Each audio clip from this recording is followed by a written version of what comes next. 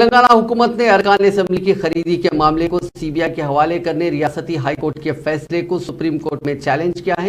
گزشتہ روز high court کی division bench نے ریاستی حکومت کی درخواست کو مسترد کرتے ہوئے سنگل رکنی بینچ کی جانب سے اس کیس کو سی بی آئی کے حوالے کر دینے سے متعلق فیصلے کی مدافعت کی تھی، جس کے بعد حکومت نے سپریم کورٹ میں ہائی کورٹ کے فیصلے کو چیلنج کیا۔ ریاستی حکومت کی جانب سے مقرر کردہ سپریم کورٹ کے وکیل دشونت دوبے نے آج ایک درخواست دائر کرتے ہوئے چیف جسٹس کی بینچ کو اس کیس کی سنوائی کرنے کی درخواست کی۔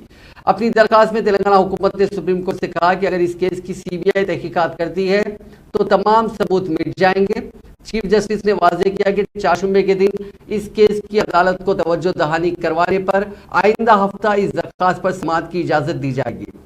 اسی دوران ریاستی حکومت نے سی بی آئی کو اس کیس کی حوالے کرنے سے متعلق فیصلے کے خلاف سپریم کورٹ میں چیلنج کرنے کے لیے 3 ہفتوں کا وقت دینے کی ہائی کورٹ سے درخواست کی ہے۔ یہ درخواست آج صبح میں داخل کی گئی اور شام میں حکومت نے اس مسئلے کو سپریم کورٹ سے رجوع کیا۔